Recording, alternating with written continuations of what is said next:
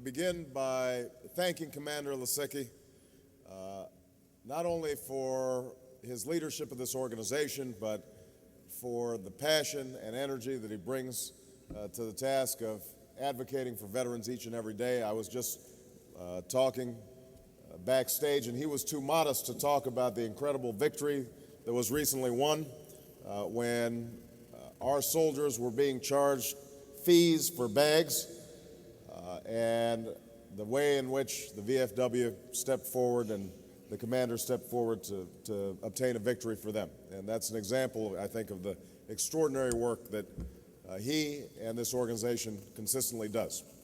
Let me also acknowledge the leadership of Virginia Carmen, the president of the VFW Ladies Auxiliary.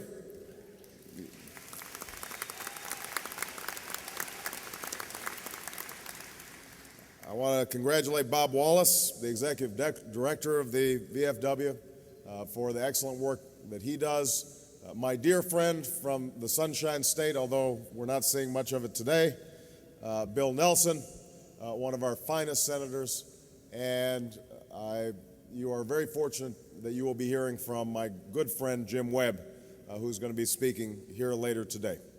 Finally, let me thank all of the members of the Veterans of Foreign Wars of the United States of America for inviting me back to this convention. It is a privilege to be among so many who have given so much for our country. I stand before you today at a defining moment in our history. We are in the midst of two wars. The terrorists who attacked us on 9/11 are still at large. Russia has invaded the sovereign nation of Georgia. Iran is pursuing nuclear weapons.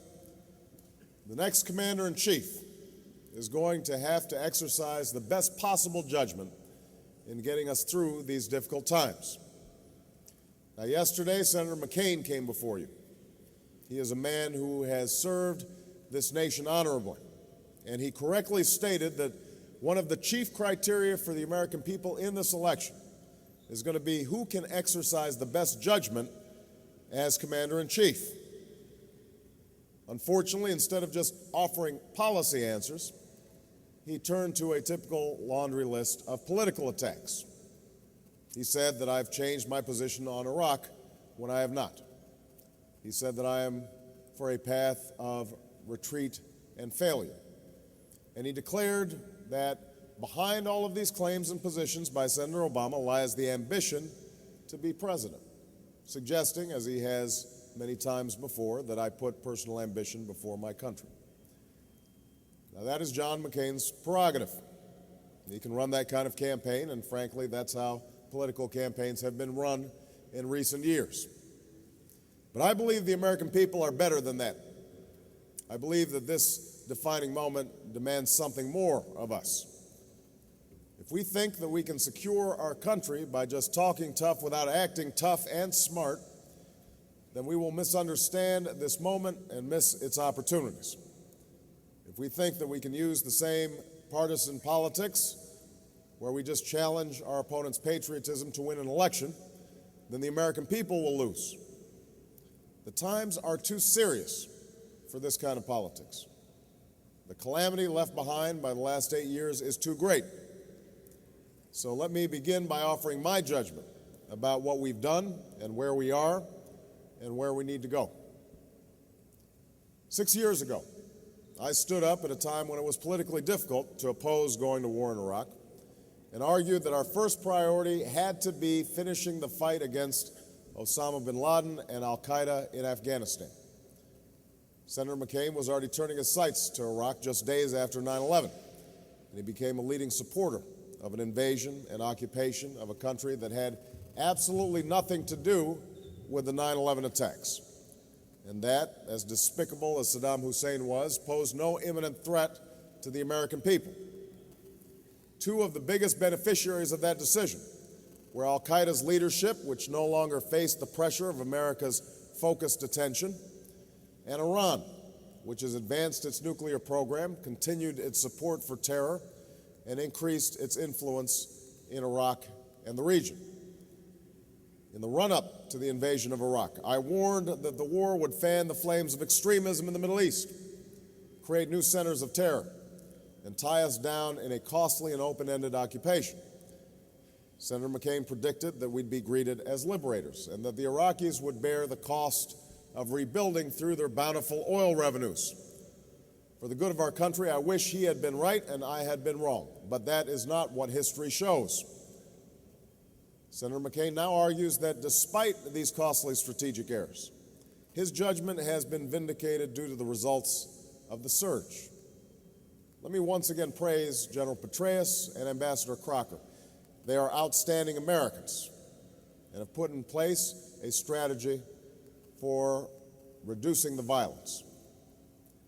In Iraq, gains have been made in lowering the levels of violence thanks to their efforts and, more importantly, the outstanding efforts of our troops, as well as the increasing capability of Iraq's security forces, the ceasefire of Shia militias, and the decision taken by the Sunni tribes to take the fight to al-Qaeda. These are the facts, and all Americans welcome them. But understand what the essential argument was about. Before the surge, I argued that the long-term solution in Iraq is political. The Iraqi government must reconcile its differences and take responsibility for its future. That holds true today. We have lost over 1,000 American lives. We've spent hundreds of billions of dollars since the surge began. But Iraq's leaders still haven't made hard compromises or substantial investments in rebuilding their own country. Our military is badly overstretched, a fact that has surely been noted in capitals around the world. And while we pay a heavy price in Iraq, and Americans pay record prices at the pump, Iraq's government is sitting on a $79 billion budget surplus from windfall oil profits. So let's be clear. Our troops have completed every mission they've been given. They have created the political space for reconciliation. Now it must be filled by an Iraqi government that reconciles its differences and spends its oil profits to meet the needs of its people. Iraqi inaction threatens the progress we've made and creates an opening for Iran and the special groups it supports. It is time to press the Iraqis to take responsibility for their future. And the best way to do that is a responsible redeployment.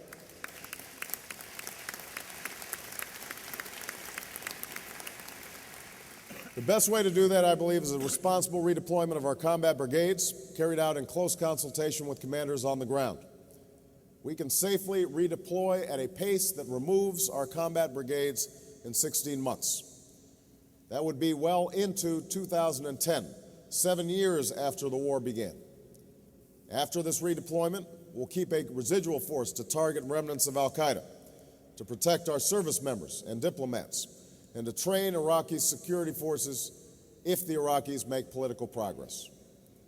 Now, Iraq's democratically elected prime minister has embraced this time frame. Now it's time to succeed in Iraq by turning Iraq over to its sovereign government. We should not keep sending our troops to fight tour after tour after tour of duty while our military is overstretched. We should not keep spending $10 billion a month in Iraq. We should not keep spending $10 billion a month in Iraq while Americans struggle in a sluggish economy. Ending the war will allow us to invest in America, to strengthen our military, and to finish the fight against al-Qaeda and the Taliban in Afghanistan and the border regions of Pakistan. That is the central front in the war on terrorism. This is where the Taliban is gaining strength and launching new attacks, including one that just took the life of 10 French soldiers. This is where Osama bin Laden and the same terrorists who killed nearly 3,000 Americans on our own soil are hiding and plotting 7 years after 9/11. This is the war that we have to win. And as Commander-in-Chief, I will have no greater priority than taking out these terrorists who threaten America and finishing the job against the Taliban and al-Qaeda in Afghanistan and Pakistan.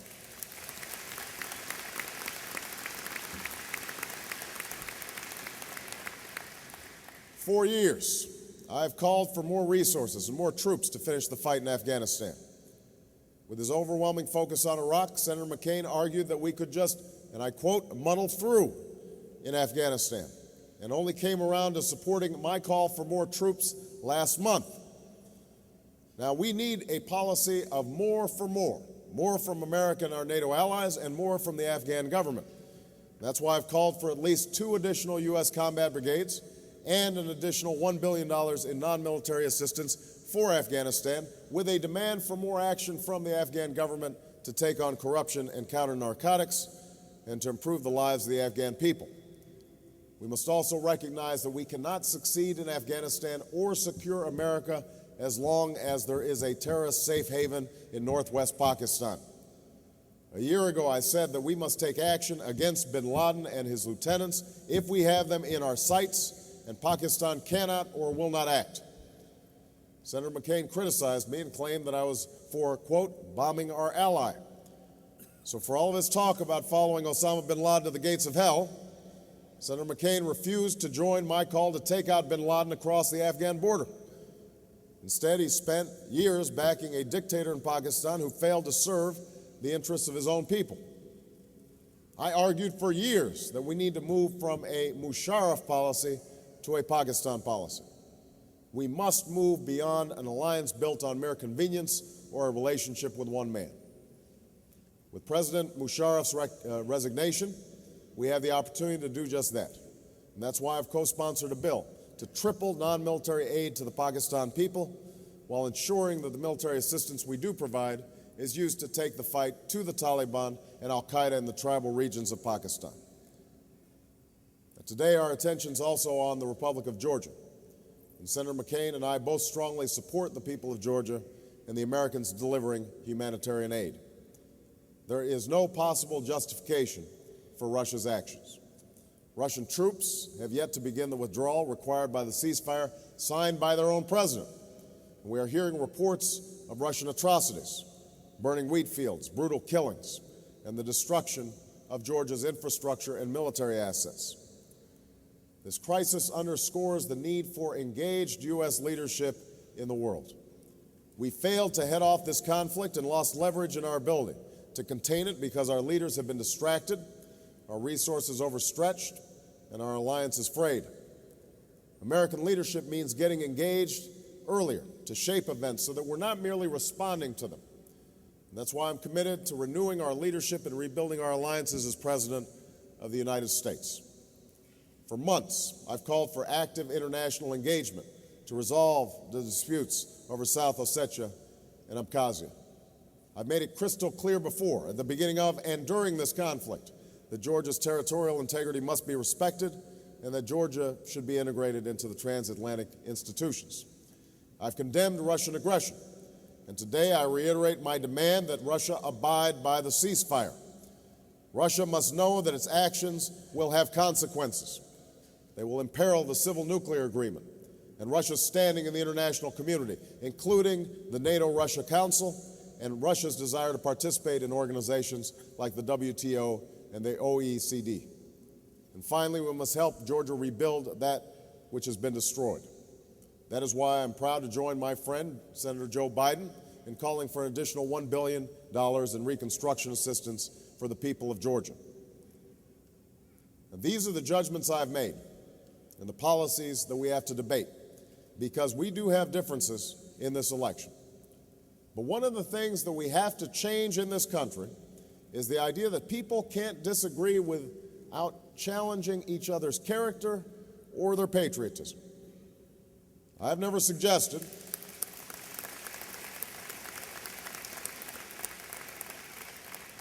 and never will that Senator McCain picks his positions on national security based on politics or personal ambition.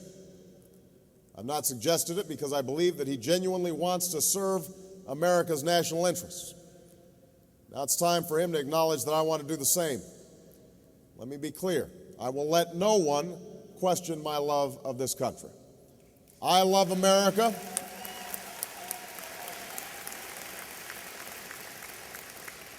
I love America, so do you, and so does John McCain.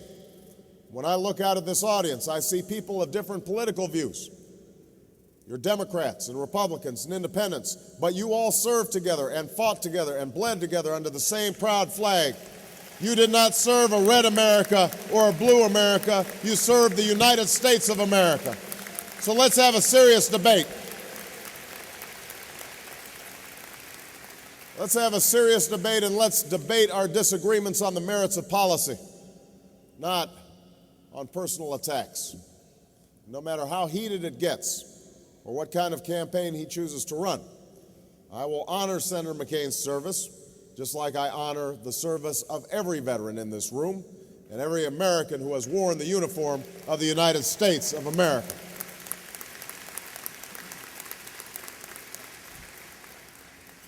And one of those Americans was my grandfather, Stanley Dunham. My father left when I was 2 years old. So my grandfather was the man who helped raise me. He grew up in El Dorado, Kansas, a town so small it barely showed up on the road map. He worked on oil rigs and drifted from town to town during the Depression. And then he met my grandmother and enlisted after Pearl Harbor. He'd go on to march across Europe in Patton's army, while my great-uncle fought with the 89th Infantry Division to liberate Buchenwald. And my grandmother worked on a bomber assembly line, and my mother was born at Fort Leavenworth. After my grandfather left the Army, he went to college on the GI Bill, bought his home with the help of the Federal Housing Authority, and he and my grandmother moved west in that relentless pursuit of the American dream. They were among the men and women of our greatest generation. They came from ordinary places and went on to do extraordinary things. They survived a depression and faced down fascism. And when the guns fell silent, America stood by them because they had a government that didn't just ask them to win a war. It helped them to live their dreams in peace and to become the backbone of the largest middle class that the world has ever known. In the 5 years after World War II, the GI Bill helped 15 million veterans get an education. 2 million went to college. Millions more learned a trade in factories or on farms. 4 million veterans received help in buying a home, leading to the biggest home construction boom in our history. And these veterans didn't just receive a hand from Washington, they did their part to lift up America, just as they'd done their duty in defending it. They became teachers and doctors, police officers and firefighters who were the foundation of our communities. They became the innovators and small business owners who helped drive the American economy. They became the scientists and engineers who helped us win the space race against the Soviets. They won a Cold War and left a legacy to their children and grandchildren who reached new horizons of opportunity. I am part of that legacy. Without it, I would not be standing on this stage today.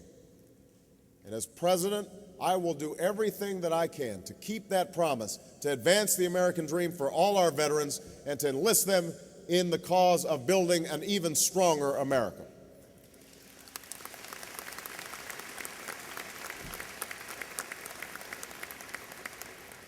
Our young men and women in uniform have proven that they are the equal of the greatest generation on the battlefield.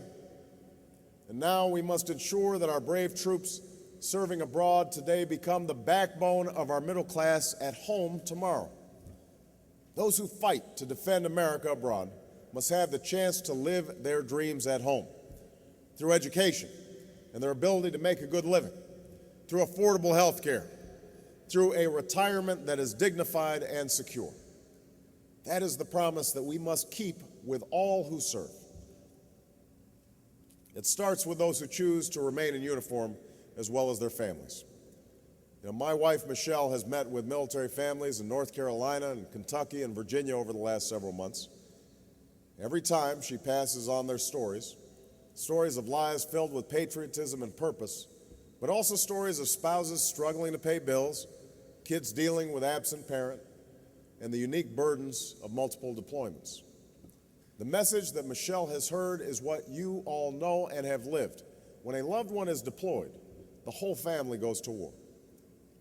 The VFW has done an extraordinary job of standing by our military families, helping out with everything from a phone card for a soldier who's overseas to an extra hand around the house. As president, I will stand with you. We need a military families advisory board to identify new ways to ease the burden. We need more official support for the volunteer networks that help military spouses get by. And we need to make sure that military pay does not lag behind the private sector, so that those who serve can raise their families and live the life that they have earned.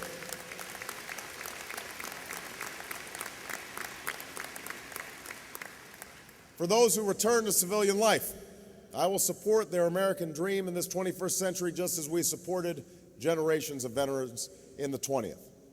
That starts with education. Everyone who serves this country should have the same opportunity that my grandfather had under the GI Bill. And that's why, unlike my opponent, I was a strong and early supporter of Jim Webb's GI Bill for the 21st century, a bill that Senator McCain at the time called too generous. At a time when the skyrocketing cost of tuition is pricing thousands of Americans out of a college education, this bill provides every veteran with a real chance to afford a world-class college education, and that's what I will continue to stand up for as President of the United States.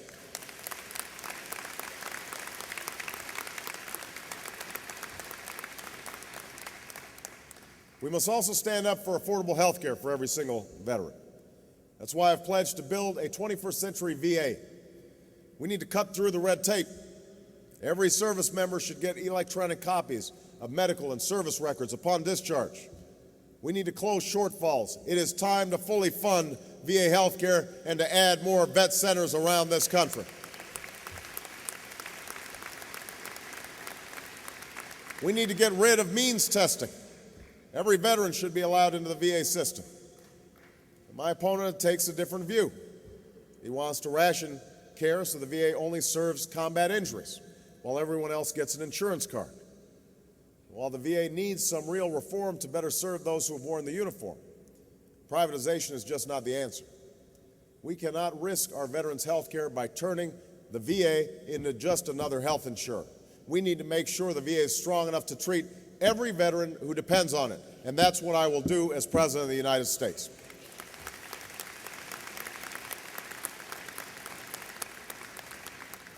We must expand and enhance our ability to identify and treat post-traumatic stress disorder and traumatic brain injury at all levels, from enlistment to deployment to civilian life. No one should suffer in silence or slip through the cracks in the system. That's why I've passed measures to increase screening for those unseen wounds and help lead a bipartisan effort to stop the unfair practice of kicking out troops who suffer from them. This is something I fought for in the Senate, and is something I will make a priority as president. Economic security for our veterans also depends on revamping our overburdened benefit system. I congratulate the VFW for what you've done to help veterans navigate a broken VBA bureaucracy.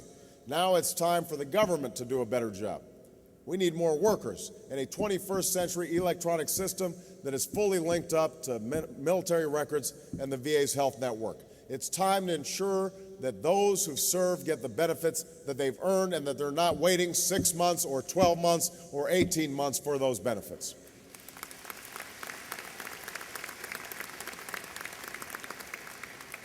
And just as we give veterans the support they deserve, we must also engage them and all Americans in a new cause, in renewing America. I'm running for president because I believe there's no challenge too great for the American people to meet if they are called upon to come together. In America, each of us is free to seek our dreams, but we also must serve a common purpose, a higher purpose, and no one embodies that commitment like a veteran. Just think of the skills that our troops have deployed through their service. They've not simply waged war in Afghanistan and Iraq, they've rebuilt infrastructure, supported new agriculture, trained police forces, developed healthcare systems. For those leaving military service, it's a time to apply those skills to our great national challenges here at home. And that means expanding programs like Troops to Teachers that put veterans at the front of the classroom. That means tapping the talents of engineers who served as we make a substantial investment to rebuild our infrastructure and create millions of new jobs. That means dramatically expanding national service programs to give Americans of all ages, skills, and stations the chance to give back to their communities and their country. And I'll also enlist veterans in forging a new American energy economy. That's why I've proposed a Green Veterans Initiative to give our veterans the training they need to succeed in the green jobs of the future so that they put themselves on a pathway to a successful career while ensuring that our national security is never held hostage to hostile nations. This is how we can help our veterans live their dreams while helping our country meet the challenges of the 21st century. And this is what we've learned from so many generations of veterans, including those of you here today, that your contribution to the American story does not end when the uniform comes off. We need those who serve in our military to live their dreams and to continue serving the cause of America when the guns fall silent. That's what the VFW stands for. And if I have the honor of being your president, that's what my administration will work for every single day. Because I believe that we have a sacred trust with those who serve in our military. That trust is simple. America will be there for you just as you've been there for America. It's a trust. It's a trust that begins at enlistment and it never ends. I thought of that trust just last week when I visited Pearl Harbor Memorial. I saw the bombs that fell on the USS Arizona, and where a war began that would reshape the world order while reshaping the lives of all who served in it, from our great generals and admirals to the enlisted men like my grandfather. And then I visited his grave at Punch Bowl National Memorial Cemetery of the Pacific. I still remember the day that we laid my grandfather to rest in a cemetery lined with the graves of Americans who have sacrificed for our country. We heard the solemn note of taps and the crack of guns fired in salute. We watched as a folded flag was handed to my grandmother, and my grandfather was laid to rest. It was a nation's final act of service and gratitude to Stanley Dunham, an America that stood by my grandfather when he took off the uniform and never left his side. This is what we owe our troops and our veterans, because in every note of taps and in every folded flag, we hear and see an unwavering belief in the idea of America. The idea that no matter where you come from or what you look like or who your parents are, this is a place where anything is possible, where anyone can make it, where we look out for each other and take care of each other, where we rise and fall as one nation and one people. It is an idea that's worth fighting for, an idea for which so many Americans have given that last full measure of devotion. And now it falls to us to advance that idea just as so many generations have before. Thank you very much, VFW.